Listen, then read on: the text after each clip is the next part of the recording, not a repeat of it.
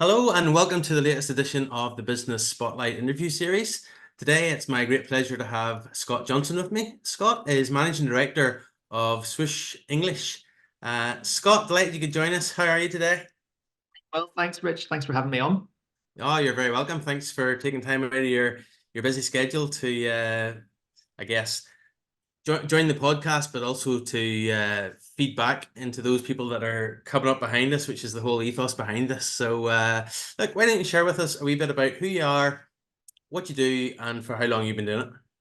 Sure. So, yeah, my name's Scott. I'm the managing director of Swoosh English, and we're an online e-learning academy focusing on English language exam test preparation services for major English language exams in which overseas professionals, which they need to do to work, migrate, or study in an English-speaking country. So going back from that, my profession has been teaching English for the past 10 years. I've gone from sunny Portrush all the way to Vietnam, Australia, back to slightly not so sunny Korean, shall we say?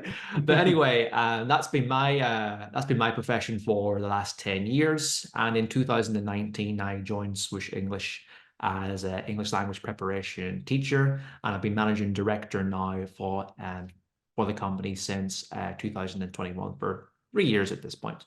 Brief overview of what we do. Very, very good. So, how many sort of people would be in the company then, or what you cover the whole globe, yeah? So we've got a global reach in terms of our infrastructure with our company is completely online. Everything is done by our own infrastructure, and we do have over 120 countries of students represented in our customer database at this point. So we can reach anyone who needs to take an English language test and wants to take an online course with us to prepare for that test. Yeah. Still a very much GSB, a global small business with about 12 core team members and about a team of 10 teachers, plus the auxiliary staff around us at this point. Fantastic. So, I guess it's maybe a funny question, but who's the ideal customer for you? So our ideal customer, I was going to say I've had lots of answers to that. One was those that pay. that's a good answer too. Those who eventually pay is a good answer. But of course, we're happy to give lots of gifts and free advice to candidates as part of the learning journey for them too. They may want to invest in a prep course. They may not want to, but as long as there's been some value from interacting with us, then we know we're doing something good. So our ideal customers, and there's going to be a few actually at this point. We somewhat straddle between two different industries. There's the medical industry, so doctors, nurses, pharmacists, dentists who want to migrate overseas. There's a sign behind me that it says OET. That's one of the English language exams that we offer preparation courses for. And that's the occupational English test. It's designed for healthcare candidates who need to take an English test and might want to do one that's more medically themed. Yeah. So anyone in any part of the world that wants to migrate to the UK to get registered as a doctor, nurse, pharmacist, or to Ireland or to Canada, US, Australia, wherever they want to go, and they need to take an English language test. So someone who's young, upcoming, has their whole career ahead of them and wants to migrate overseas for a better salary, for better continued professional development opportunities, a sense of adventure and travel, you name it. At the same time as well, we of course straddle into the international the international education space too. So for university students at a postgraduate or undergraduate level, they might want to take a range of English exams for entry into their university of studies. But then there might be candidates that need to do an English language test simply for migration and visa purposes as well. Yeah.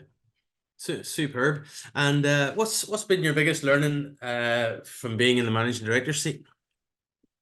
Is taking off my teacher's hat and putting on the managing director hat. That's something that really can't be learnt too much. It's really done on the fly, a lot of hands-on learning, a lot of new ways of thinking, a lot of getting stuck in and trying what you think can do, a lot of realizing, hey, that hasn't worked. That's been quite a large fail. What have I learned from that, and how have I developed from that? So it's all about, I guess, just leveraging your current areas of strength. Yes. And making sure that you're applying those. realizing that you're not the only person that can run this ship. In fact, you need to identify what your weaknesses are very quickly, what your blind spots are, and then hiring resources for fulfilling that side of things.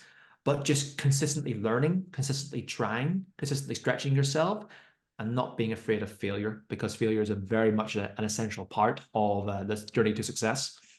Yeah, exactly. If you just think of all of us as little kids growing up, you know, how many times did we fall over and fall over and fall over, and eventually we're walking and running, you know, that Yeah. failure and getting back up. It's how we learn and grow.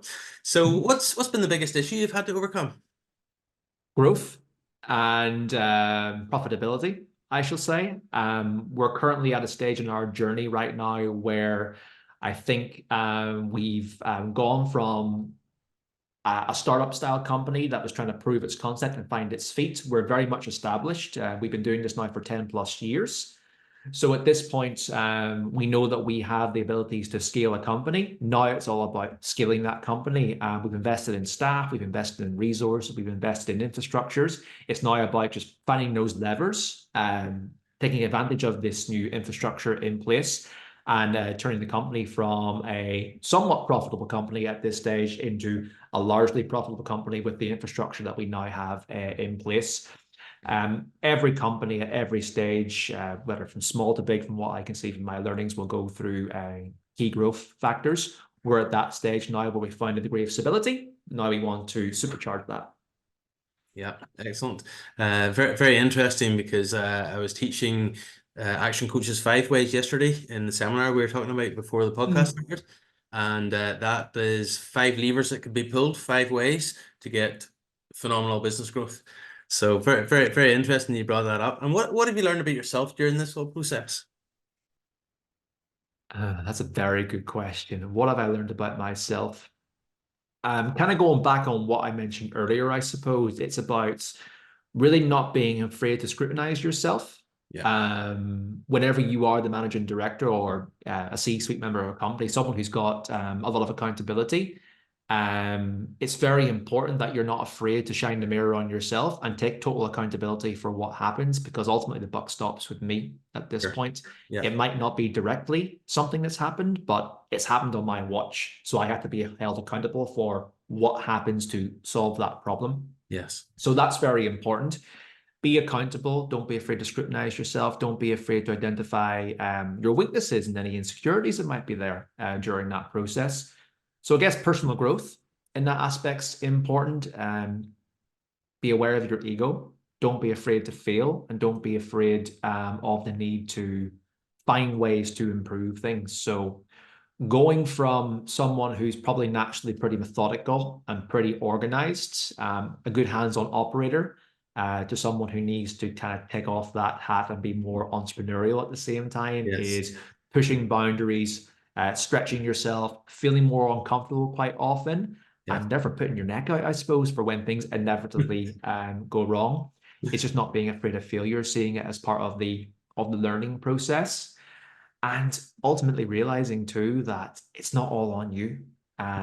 There's no I in team. Yeah. I'm not the only person that should be doing things, despite probably doing a number of things quite competently. It's a case of I shouldn't be doing them. I should be hiring people better than me to do those essential functions in the business, because if we put so much on so few shoulders, then we've essentially stymied our growth potential.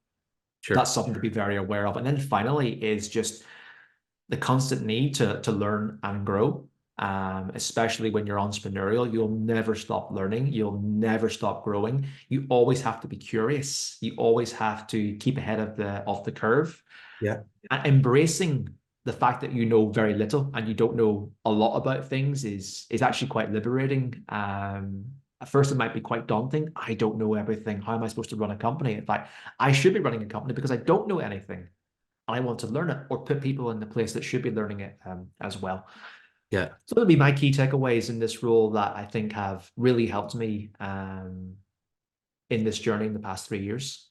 Fantastic, fantastic shares, Scott, and anybody who's watching in the community, yeah, they would just drink that in as refreshing to hear, because I think business over the years has really transformed from it being quite rigid, and it was only qualified people at the top who knew everything that was to be done. And now we've got to the stage where, yes, we have people who have far more self-awareness. They are aware that it has to be a constant learning phase, a constant growth phase, and the business can't go any bigger than what the business owner or the leader of the business is actually growing and developing in themselves. So it's great. So what has been the most surprising aspect of your role as a managing director in Swoosh English? The sheer amount of things that one must have to do on a given day, given that we're not big enough at this point to have a C-suite, shall we say. I know a lot of companies on a small basis aren't. I don't have a CFO, I don't have a CMO, I don't have a COO, etc., etc. I have to deal with a lot of administration on a financial matter myself, liaising with the accounting team, of course. I have to be pretty hands-on with operations. I have to goal set. I have to project manage. I have to firefight. I have to set plans for achieving our goals. There's a lot of different things that have to be juggled. I'm naturally pretty good at dealing with things on the fly and juggling, but it's not a way that anyone should probably ideally be running a business. You want to be more focused on a given priority at any given time. Of course, that's a growing problem is what is the next thing that I can outsource from me or my team that needs to be done, and allowing the key team members to be focused purely on what's going to drive results and what they're also very good at the same time. Excellent. And who would be an inspiration for you from business world or even just local community, family life? There's a particular entrepreneur that has actually very recently become a big inspiration of mine. I just love the way he thinks about things. I love the way he does things as well. It's Daniel Priestley of Dent Global.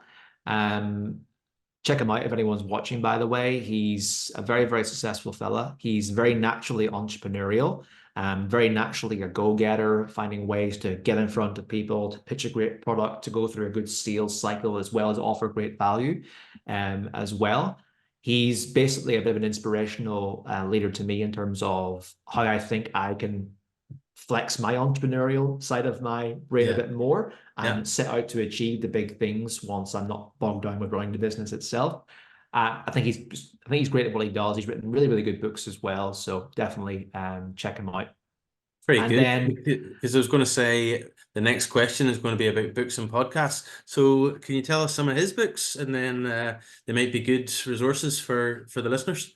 yeah, certainly. I think a really good starting point would be his book called Entrepreneurial Revolution. It's actually his second book, but he basically talks about how we live in a society these days where ultimately anyone across the world is part of an entrepreneurial community, and you can connect to anyone in the world with the right business model and the right product and the right ethos, running a very nimble global small business. He basically talks about how it's a very exciting time to be an entrepreneur, the most exciting times that we potentially live in, and that anyone should, if they're daring enough to actually flex their entrepreneurial muscle. And he gives great maxims, routines, key team members, structures that you want to run your business, as well as a very good sales model that he can put in place too. So if your business isn't, of course, even if it is somewhat, I'll say, restricted by physicality, there's no way that you still can apply his principles to your business, especially if you're expanding into different markets overseas too. That's a great book.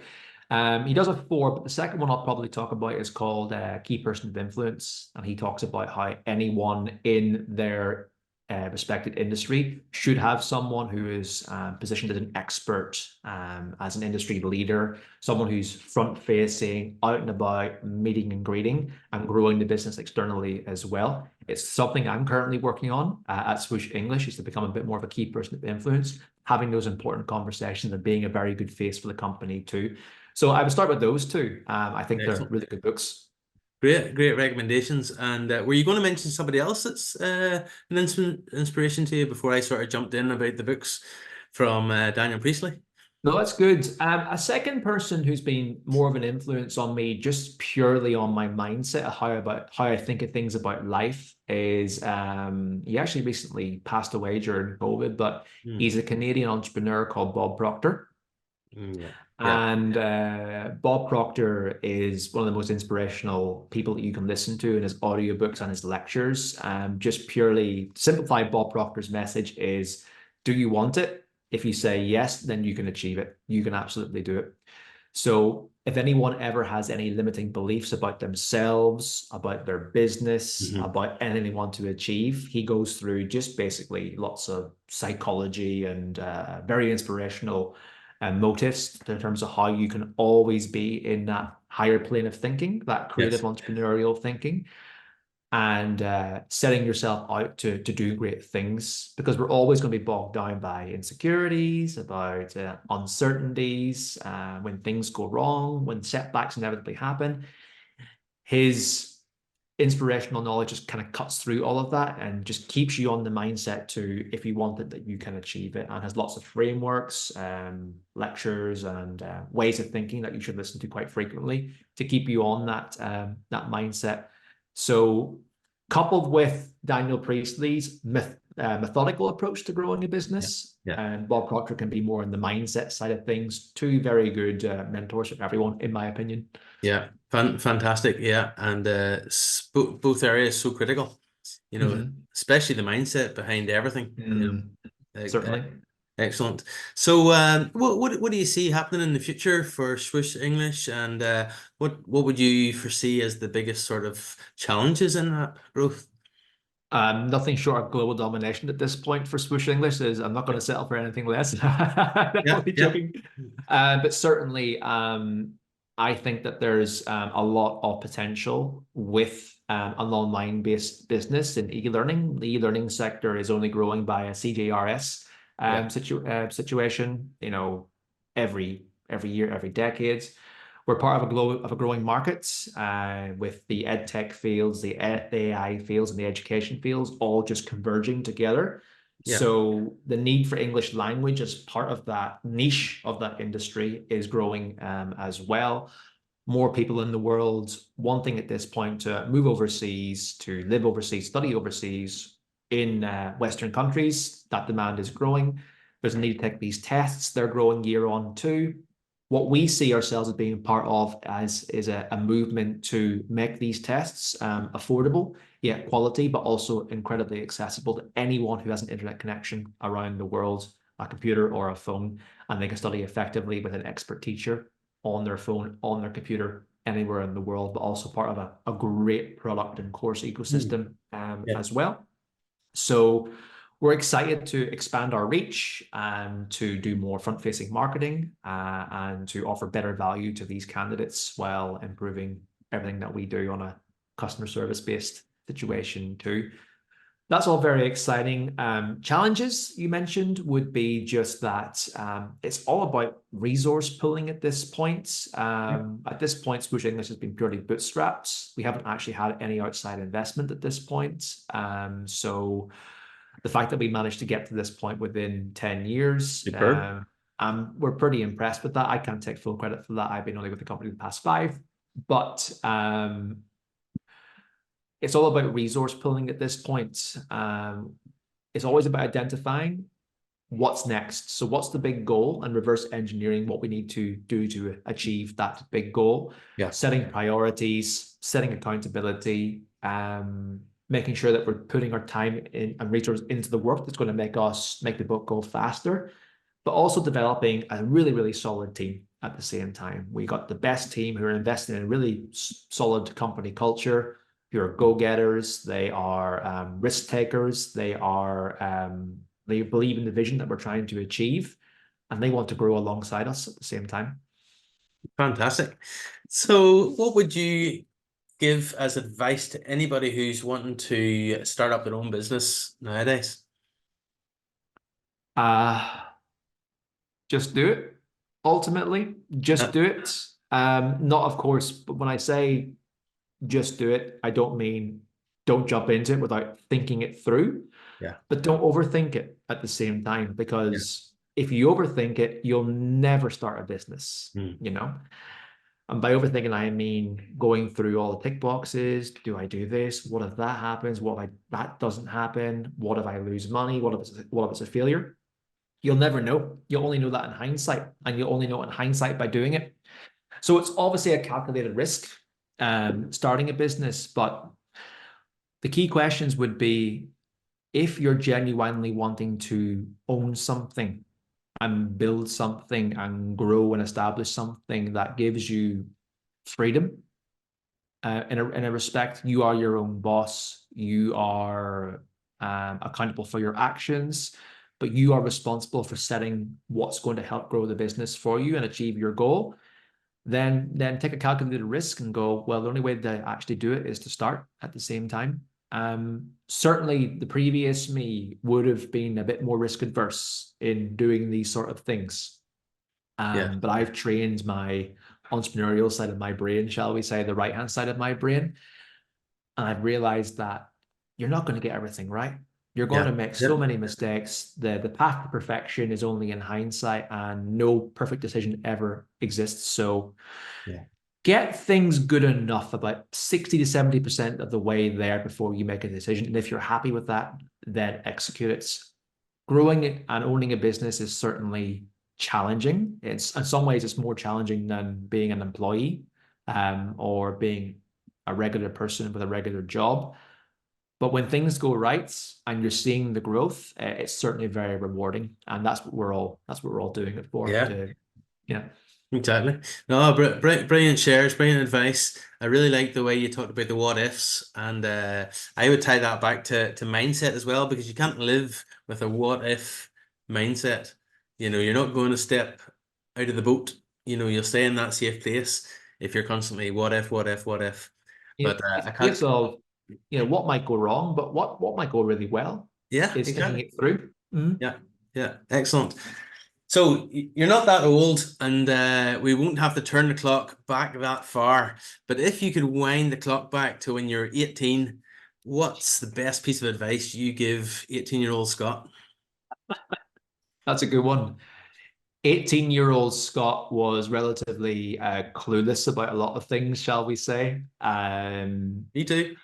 Yeah, I think it's okay. Anyone who's watching this today, we don't have a lot of stuff figured out. We think that university, going from school to university into a job, into a stable life is going to happen. It very rarely does. In fact, in some ways, I actually question, might be a controversial opinion, but I question the need for university education to get ahead in life. Someone who's got a master's degree, I must say myself.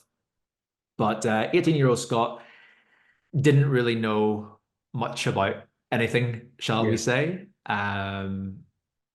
Was relatively, I guess, I wasn't sure where I was going, for one. I didn't have the confidence that I had now. I didn't have the vision that I had now, yeah, and didn't have that. By entrepreneurial mindset, I mean someone who's willing to put themselves on the line, go out there and try things and be a bit more risk taking. yeah, And ultimately, it would be to anyone who feels that way, is that's okay. That's fine. There's no set way of going through life. In fact, in many ways, we're engineered to be cogs in a bigger machine.